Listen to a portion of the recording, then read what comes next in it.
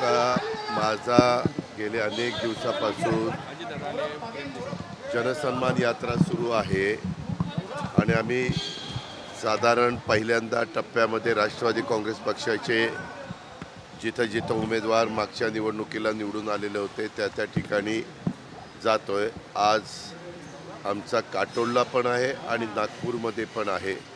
नागपूरमध्ये आहे तो लाडकी बहीण योजनेचा सेकंड टप्पा पहिला आम्ही पुण्यामध्ये बालेवाडीला केला। आज पण मोठ्या प्रमाणावर आमच्या बहिणींच्या मायमाऊलींच्या अकाउंटला मी ते चेक पाठवतोय, DBT करतोय। त्याच्यावर तो एक कार्यक्रम आहे आणि उद्या पुसद आणि वरुड मोर्शी वरुड तिकडे कार्यक्रम। ओएसिस फर्टिलिटीच्या तज्ञांनी IVF उपचार पद्धतीद्वारे 1 लाखांहून अधिक जोडप्यांना मातृत्व प्राप्तीचा आनंद दिला आहे।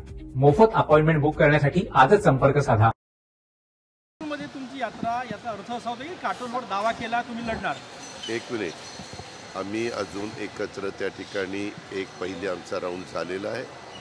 आम्ही त्याच्यामध्ये परत बसणार आहोत आणि साधारण 288 मतदारसंघातले कुठले कुठले मतदारसंघ कुणी निवडायचे त्या पद्धतीनं चर्चा करून मार्ग काढला। पहिल्या राऊंडमध्ये आता किती जागांवर एकमत झालं?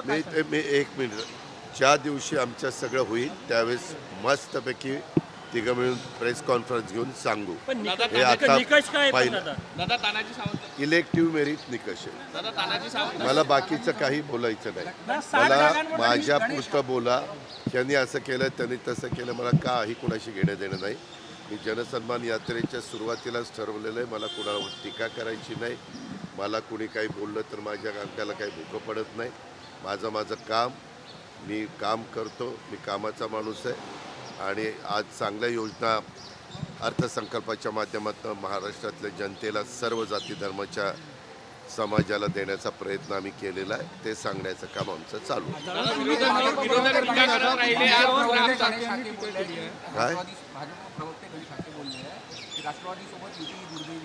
ठीक आहे ना, ते आम्ही चर्चा केलेली आहे।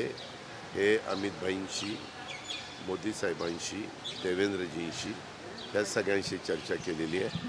तुम्ही जर असं बोलत बसला तर माझे पण खालचे कार्यकर्ते वेगवेगळे बोलू शकतात।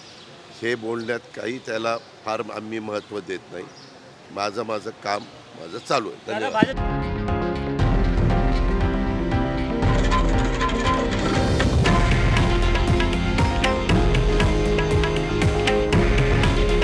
हे आहे देशातील नंबर 1 न्यूज नेटवर्क आणि आपण पाहत आहात TV9 मराठी। काळजी तुमची, हित महाराष्ट्राचं।